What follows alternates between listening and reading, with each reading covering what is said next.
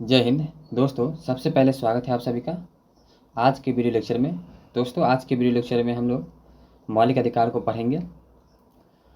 इससे पहले वाले वीडियो में हम लोगों ने मौलिक अधिकार को पढ़ा था, लेकिन उस वीडियो में हम लोगों ने कंप्लीट नहीं किया था। आज के वीडियो लेक्चर में जो उस वीडियो में कंप्लीट नहीं हुआ था, जितने भाग बच गए थे, उस भाग को आज हम लोग इस वीडियो में कवर करेंगे। तो चलिए आज का वीडियो लेक्चर को हम लोग स्टार्ट करते हैं। दोस्तों आज के वीडियो लेक्चर का जो पीडीएफ है आपको मिल जाएगा टेलीग्राम ग्रुप में। आप वहां से जा कर के टेलीग्राम ग्रुप में ऐड हो जाइएगा और वहां से पीडीएफ को फ्री में डाउनलोड कर सकते हैं। ठीक है, तो चलिए स्टार्ट करते हैं। दोस्तों एक रिक्वेस्ट है, यदि चैनल पर आप पहली बार विजिट कर रहे हैं तो चैनल को सब्सक्राइब जरूर कर लीजिएगा। साथ ही साथ बेल आइकन को प्रेस करके नोटिफिकेशन को ऑन कर लीजिएगा, ताकि इस चैनल पर जो भी इंपॉर्टेंट वीडियो अपलोड हो आपको नोटिफिकेशन के माध्यम से सबसे पहले पहुँच जाए। तो चलिए आज का लेक्चर स्टार्ट करते हैं। दोस्तों हम लोगों ने जो शेष भाग को छोड़ दिया था उस भाग को इस वीडियो में कवर कर रहे हैं। ठीक है, तो चलिए देखते हैं।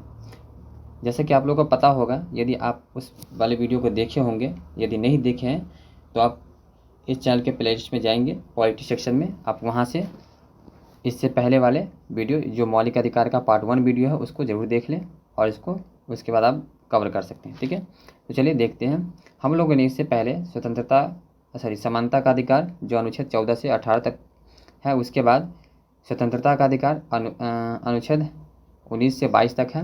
उसके बाद जो आता है तीसरा नंबर पर शोषण के विरुद्ध अधिकार 23 से 24 में है।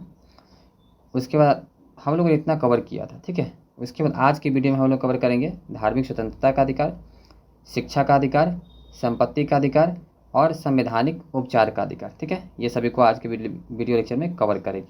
चलिए देखते हैं। दोस्तों देखिए आज का जो टॉपिक है वह है धार्मिक स्वतंत्रता का अधिकार। ठीक है, इससे पहले हम लोगों ने 3 टॉपिक को पढ़ लिया था। ठीक है, तो चलिए देखते हैं। अनुच्छेद 25 में दोस्तों कहा गया है जो धार्मिक स्वतंत्रता के अधिकार के अंतर्गत आता है वह है अनुच्छेद 25 से 28 तक। ठीक है, तो 25 में जो कहा गया है वो देखिए, अंतःकरण की धार्मिक रीति रिवाज मानने की और धर्म का प्रचार प्रसार करने की स्वतंत्रता। दोस्तों यह अनुच्छेद 25 के अंतर्गत कहा जाता है। ठीक है, देखिए इसका अर्थ क्या होता है, किसी भी धर्म को कोई व्यक्ति मान सकता है, साथ ही साथ उस धर्म के रीति रिवाज को भी मान सकता है और उस धर्म को चाहे तो प्रचार प्रसार भी कर सकता है। ठीक है, उसे किसी प्रकार का रोक टोक नहीं किया जा सकता है, या तो गवर्नमेंट के द्वारा या तो किसी व्यक्ति के द्वारा। ठीक है, वो स्वतंत्र है अपने आप में। ठीक है, यह अनुच्छेद 25 कहता है। ठीक है, अब हम लोग आगे चलते हैं। दोस्तों इसमें एक देखिए, इसको आप याद रखेंगे, अनुच्छेद 25 के तहत ही सिखों को कृपान यानी तलवार रखने की स्वतंत्रता है, मुस्लिम को दाढ़ी, इसी प्रकार से हिंदुओं को टीकी रखने की स्वतंत्रता है। ठीक है, अनुच्छेद 25 के तहत। ठीक है, इस बात को आप याद रखेंगे। ठीक है, चलिए आगे चलते हैं। अगला अनुच्छेद हमारा आता है 26 नंबर। 26 नंबर में देखिए दोस्तों, इसमें कहा गया है धार्मिक कार्यों के प्रबंध की स्वतंत्रता। ठीक है, देखिए इसका मतलब क्या होता है, इसके अंतर्गत कोई भी व्यक्ति अपने धर्म के लिए संस्थानों की स्थापना, कानूनी रूप से धार्मिक संपत्ति का अर्जन, स्वामित्व व प्रशासन करने का अधिकार है ना, प्रत्येक व्यक्ति को। यानी कहने का अर्थ ये हो गया, यदि कोई व्यक्ति धार्मिक प्रबंध करना चाहते तो अपने कानूनी रूप से संस्थाओं का निर्माण कर सकते हैं, है ना, संपत्ति अर्जन कर सकते हैं, है ना, ये सब करने का अधिकार उनको अनुच्छेद 26 के तहत दिया जाता है। ठीक है, तो चलिए देखते हैं। दोस्तों इसमें जो कहा गया है सामूहिक धार्मिक स्वतंत्रता की बातचीत कही गई है। ठीक है, अनुच्छेद 26 में जो कही गई है। ठीक है, तो हम लोग आगे चलते हैं, इतना क्लियर हो चुका होगा। चलिए आगे देखिए आप, अगला अनुच्छेद जो हमारा आता है 27 नंबर। ठीक है दोस्तों, इंपॉर्टेंट अनुच्छेद, इसको याद रखेंगे। इसमें कहा गया है धार्मिक कार्य के लिए धन कर यानी कहने का टैक्स, ठीक है, मुफ्त होती है, यानी फ्री टैक्स कहने का अर्थ ये हो जाता है। ठीक है, यानी ये इसको सिंपली ये समझे कि मतलब धार्मिक कार्य के लिए जो धन रखा जाता है उसमें आप उसमें गवर्नमेंट आपसे टैक्स नहीं लेगी। ठीक है, ये अर्थ है। देखिए दोस्तों इसका क्या होता है, राज्य किसी भी व्यक्ति को ऐसे कर देने के लिए बाध्य नहीं कर सकता है जिसकी आय किसी विशेष धर्म अथवा संप्रदाय की उन्नति पोषण के लिए व्यय की गई हो। ठीक है, उसमें सरकार आपसे टैक्स नहीं ले सकती। ठीक है, ये अनुच्छेद 27 के अंतर्गत कहा गया है। ठीक है, अगला अनुच्छेद देखते हैं दोस्तों हम लोग, अनुच्छेद 28। ठीक है, इसमें जो देखिए क्या क्या गया, सरकारी खर्च से चलाने वाले संस्थान में धार्मिक शिक्षा नहीं दी जाएगी। ठीक है, यानी कहने का अर्थ ये हो रहा है कि जो भी गवर्नमेंट पेमेंट करेगी, ठीक है, जिस भी संस्थान को, उस संस्थान में धार्मिक शिक्षा नहीं दी जाएगी। ठीक है, इसके अंतर्गत किसी सरकारी खर्च से चलने वाले शिक्षण संस्थान में कोई भी धार्मिक शिक्षा नहीं दी जाएगी। ऐसे शिक्षण संस्थान अपने विद्यार्थियों को, यानी वहाँ जो छात्र होंगे, उन्हें धार्मिक अनुष्ठान में भाग लेने या धर्म उपदेश को ज़बरदस्ती सुनने या समझने के लिए बाध्य नहीं कर सकते हैं। ठीक है, यह अनुच्छेद 28 के अंतर्गत कहा गया है। ठीक है दोस्तों, इसमें देखिए कुछ विशेष देख लेते हैं। इसमें कहा गया संस्कृत एक भाषा है, न कि हिंदू धर्म की शिक्षा। इसी प्रकार उर्दू भी क्या एक तरह से भाषा है। ठीक है, इस बात को आप याद रखेंगे। आगे देखिए अनुच्छेद 29 को देखते हैं। ठीक है, अनुच्छेद 29 देखने से पहले दोस्तों, यह हमारा जो है मौलिक अधिकार 5वां है। ठीक है, संस्कृति एवं शिक्षा संबंधी अधिकार। दोस्तों यह जो है अनुच्छेद 29 और 30 में दिया गया है। ठीक है, तो चलिए देखते हैं 29 में क्या कहा गया अनुच्छेद। ठीक है, अनुच्छेद 29 में कहा गया दोस्तों, अल्पसंख्यक वर्गों के हितों का संरक्षण। ठीक है, यानी वैसे वर्ग जो अल्पसंख्यक होते हैं, ठीक है, उन्हें हितों के संरक्षण की विशेष बात कही गई है। इसके अंतर्गत कोई भी अल्पसंख्यक वर्ग अपनी भाषा, लिपि, संस्कृति को सुरक्षित रख सकता है और केवल भाषा, जाति, धर्म के आधार पर उस व्यक्ति के साथ शिक्षण संस्थान में प्रवेश से नहीं रोका जा सकता है। ठीक है, यानी कहने का अर्थ यह हुआ कि जो लोग अल्पसंख्यक वर्ग में आते हैं, वे यदि किसी शिक्षण संस्थान में अध्ययन करते हैं तो उन्हें उसके जाति, लिपि, संस्कृति या किसी भी अन्य कारणों से उसके साथ भेदभाव नहीं किया जाएगा। ठीक है, ये अनुच्छेद 29 कहता है। ठीक, हम लोग आगे देखते हैं अनुच्छेद 30 में क्या कहा गया। दोस्तों अनुच्छेद 30 में जो कहा गया है, अल्पसंख्यक वर्गों को अपने शिक्षण संस्थानों की स्थापना और प्रशासन करने का अधिकार दिया गया है। ठीक है, किस अनुच्छेद के तहत दोस्तों? अनुच्छेद 30 के तहत दिया गया है। किसको? अल्पसंख्यक वर्गों को। ठीक है, वो चाहे तो अपना शिक्षण संस्थान ओपन कर सकते हैं, यानी खोल सकते हैं, और साथ ही साथ गवर्नमेंट उसको पेमेंट भी करेगी, यानी कहने का अर्थ है कि मतलब उसे धन भी देगी। ठीक है, उस संस्था को चलाने के लिए। ठीक, तो चलिए इसको हम लोग देखते हैं। इसका अर्थ देखिए, इसमें कहा गया कोई भी अल्पसंख्यक वर्ग अपने पसंद की शिक्षण संस्थान चला सकते हैं और सरकार उसे अनुदान देने में किसी तरह की भेदभाव नहीं करेगी। जितना दूसरे को दिया जाता है धर्म के दूसरे धर्म के शिक्षण संस्थान चलाने के लिए, उसी तरह से उस धर्म के शिक्षण संस्थान को चलाने के लिए भी धन दिए जाएंगे दोस्तों। जैसे मदरसा को दी जाती है और संस्कृत विश्वविद्यालय कह सकते हैं, है ना। इस तरह से अपना अपना धर्म होता है, उसका विद्यालय होती है, उसको भी दी जाती है। ठीक है, सरकार के द्वारा। चलिए हम लोग आगे देखते हैं। अब हम लोग देखेंगे संपत्ति के अधिकार को देखते हैं। ठीक है दोस्तों, जैसे कि हम लोग जानते हैं 44वां संविधान संशोधन 1978 से पहले संपत्ति के अधिकार अधिनियम को संपत्ति के अधिकार को मौलिक अधिकार की श्रेणी में रखा जाता था। ठीक है, लेकिन 44वें संविधान संशोधन 1978 के बाद से इसे मौलिक अधिकार की श्रेणी से हटा दिया गया है। कहने का अर्थ ये हो गया कि अनुच्छेद 12 से 35 तक में इसे कहीं भी जगह नहीं दिया गया है। ठीक है, 35 तक में कहीं भी जगह नहीं दिया गया है। साथ ही साथ इसे भाग 3 से भी हटा दिया गया। किसको दोस्तों? संपत्ति के अधिकार को। ठीक है, तो इस तरह से हमारा जो अभी मतलब मौलिक अधिकार है वह 6 ही है। ठीक है, तो इसको हम लोगों ने पिछले वाले वीडियो में भी कवर किया था, इसमें भी आप देख लीजिए। ये मौलिक अधिकार नहीं है, संपत्ति मतलब संपत्ति का अधिकार कानूनी अधिकार है। इन्हें 44वें संविधान संशोधन 1978 के द्वारा संपत्ति के अधिकार अधिनियम को अनुच्छेद 300 क में रख दिया गया है। ठीक है, 300 के ए कहें या तो क कहें, इंग्लिश में कहना चाहे तो आप ए कह सकते हैं, हिंदी में कहना चाहे तो क कहेंगे। ठीक है, तो चलिए हम लोग आगे देखते हैं। ठीक है, हमारा जो अगला अधिकार है मौलिक अधिकार। दोस्तों इसमें थोड़ा सा विशेष देखिए, अनुच्छेद 19 का जो छठा है, ठीक है, बात जो कहा गया है वह अर्जित संपत्ति की चर्चा है। ठीक है, उसके बाद जबकि अनुच्छेद 31 में जो कहा गया वो पैतृक संपत्ति की चर्चा है। ठीक है, पैतृक संपत्ति और अर्जित संपत्ति में आप अंदर जानते होइए, नहीं तो हम थोड़ा सा इसमें वर्णन कर लेते हैं। दोस्तों अर्जित संपत्ति ये हो जाता है, मान लीजिए ए, ठीक है, उसका जो बेटा है बी है। ठीक है, तो ए का जो भी संपत्ति यानी परंपरा यानी पूर्वज के द्वारा दिया गया वो इनको मिल जाएगा बी को। ठीक है, ये इसका हो गया क्या कहते हैं? पैतृक संपत्ति। ठीक है, इसके साथ साथ मान लीजिए बी कुछ संपत्ति खरीद लिया इधर से। ठीक है, इसका बेटा सी बन गया। ठीक है, तो इनके पास जो परंपरागत संपत्ति थी बेचे नहीं, है ना, ये तो इनको मिल जाएगा सी को, ये तो हो गया। ठीक है, लेकिन अर्जित संपत्ति भी कुछ इनके पास है, ये इसका अपना अर्जित संपत्ति हो गया। ठीक है, इस तरह से आप देख सकते हैं। आगे चलते हैं। देखिए अगला मौलिक अधिकार जो दोस्तों 6 नंबर पर है, हम लोग संपत्ति के अधिकार को हटा देते हैं, इसलिए हम लोग इसमें 6 नंबर लिखा गया। ठीक है, देखिए इसमें कहा गया संवैधानिक उपचार का अधिकार। ठीक है, अनुच्छेद 32। दोस्तों संवैधानिक उपचार के अधिकार को डॉक्टर भीमराव अम्बेडकर ने संविधान का हृदय और आत्मा कहा है। ठीक है, यानी कहने का देखिए heart and soul of Indian constitution article 32। ठीक है, ये डॉक्टर भीमराव अम्बेडकर कहे हैं। ठीक है, देखिए इसमें मूल अधिकार का संरक्षण, इसे किसे दोस्तों, अनुच्छेद 32 को मूल अधिकार का संरक्षण कहा जाता है, क्योंकि अगर आप इसके मौलिक अधिकारों मतलब मौलिक अधिकार का हनन होता है तो आप इसके तहत यानी किसके तहत, अनुच्छेद 32 के तहत सीधे सुप्रीम कोर्ट जा सकते हैं। ठीक है दोस्तों, अदर केस में ऐसा नहीं होता है। आपको पहले कहाँ जाना होगा, डिस्ट्रिक्ट कोर्ट में, उसके बाद जाना होगा हाई कोर्ट में। ठीक है, जो मतलब उस राज्य का हाई कोर्ट होता है दोस्तों। हाई कोर्ट से भी पहले आपको हाई कोर्ट में जाने लायक वह केस है या नहीं है उसकी भी जांच करी जाती है। इस तरह से आपको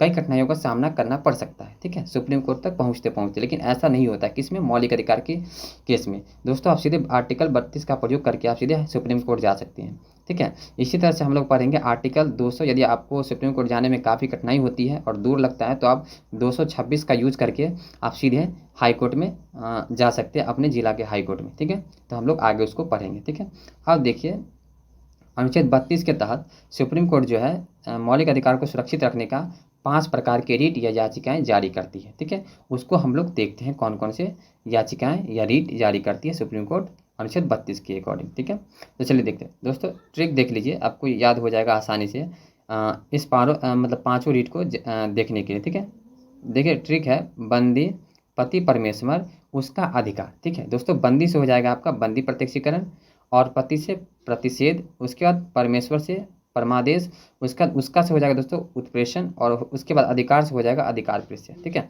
यानी आप इस ट्रिक को याद रखेंगे, बंदी, पति, परमेश्वर, उसका अधिकार। ठीक है, इससे आपको याद हो जाएगा सुप्रीम कोर्ट द्वारा जो 5 प्रकार की रीट जारी की जाती है उसका नाम। ठीक है, कौन कौन सी रीट है, तो चलिए हम लोग एक एक करके सभी रीट को देखते हैं, उसमें क्या क्या बातें कही गई है। ठीक है, तो चलिए देखते हैं। पहला देखिए बंदी प्रत्यक्षीकरण की बात कही गई है दोस्तों। इसमें क्या कहा गया उसको सुनते हैं। ठीक है दोस्तों, इसके तहत ये कहा गया है जब कोई व्यक्ति को यह लगता है कि उसे अवैध रूप से जेल में रख दिया गया है, ठीक है, तब सुप्रीम कोर्ट हिरासत में लेने वाले अधिकारी को, यानी जो अधिकारी हिरासत में लिए उस व्यक्ति को, है ना, जिसे लगता है कि मुझे मतलब बिना कारणवश जेल में ले लिया गया है, तो क्या करते हैं सुप्रीम कोर्ट, उस जेल में रखे गए व्यक्ति को निश्चित स्थान पर, निश्चित स्थान कहने का अधिकार ये हो मतलब अर्थ ये होता है दोस्तों कि न्यायालय में और निश्चित समय यानी 24 घंटे के अंदर उपस्थित करे।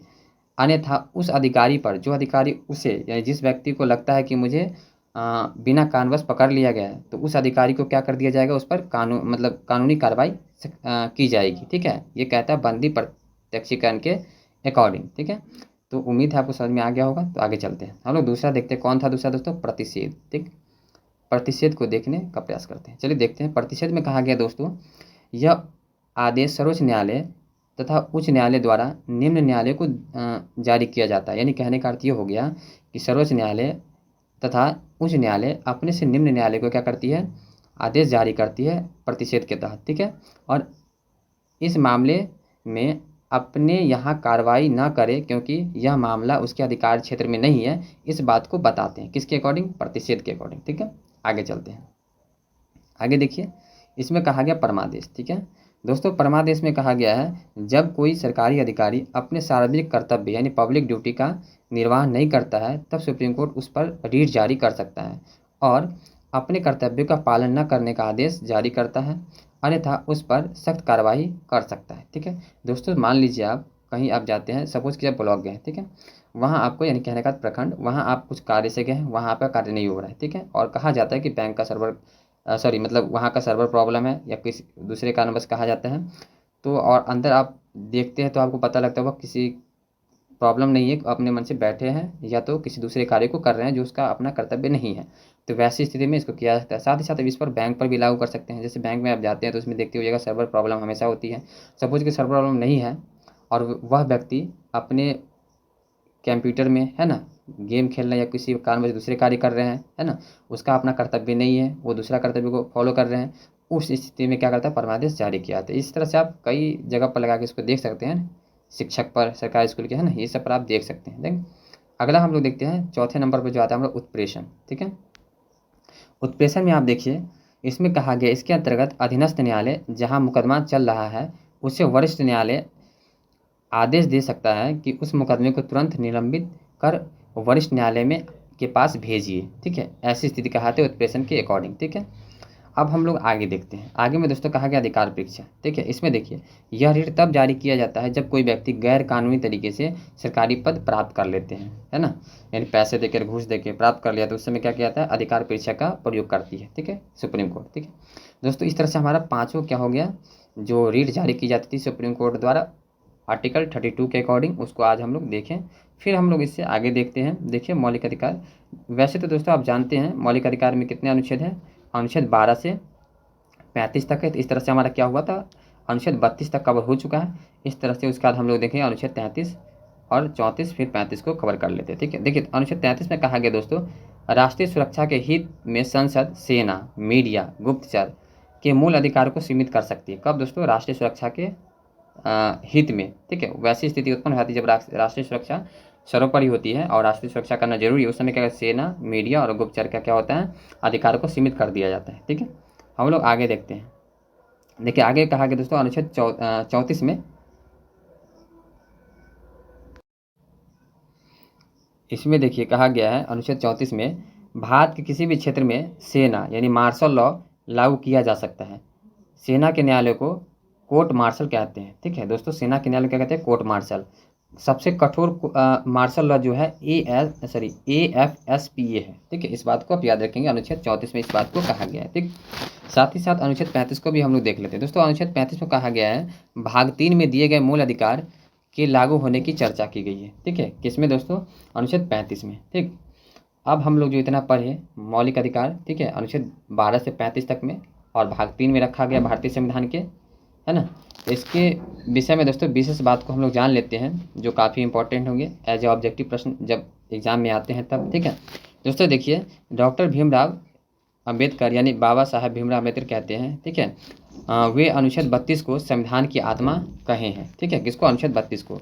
दोस्तों अगला प्रश्न देखिए, किस भाग को संविधान की आत्मा कहते हैं, दोस्तों प्रस्तावना को। याद रखेंगे जब कहा जाए किस भाग को तो प्रस्तावना को, और कहा जाए किस अनुच्छेद को कहा जाता है संविधान की आत्मा तो अनुच्छेद 32 को, ठीक है। आप इस बात को कंप्लीटली याद रखेंगे। अगला देखिए, उपर्युक्त यानी जो हम लोग अभी पढ़े हैं 5 प्रकार की रीट और मतलब याचिकाएं कहने का, उसे अनुच्छेद 226 के तहत हाईकोर्ट भी जारी कर सकता है। यानी देखिए दोस्तों, ऐसा होता है जब उल्लंघन होगा हमारा मौलिक अधिकार का, तो अनुच्छेद 32 के तहत हम सुप्रीम कोर्ट जा ही सकते हैं। सपोज कीजिए कि सुप्रीम कोर्ट काफ़ी दूर होगा, ठीक है, तो उसमें क्या होता है, यदि हमको जाना है तो आर्टिकल 32 के तहत हम सुप्रीम कोर्ट जा सकते हैं, ठीक है। इसी तरह से एक ऑप्शन हमको ये दिया गया है कि आर्टिकल 226 यानी 226 के तहत हम लोग क्या कर सकते हैं, हाईकोर्ट भी, अपने जिला के हाईकोर्ट जा सकते हैं, ठीक है, मौलिक अधिकार के हनन होने पर, ठीक है।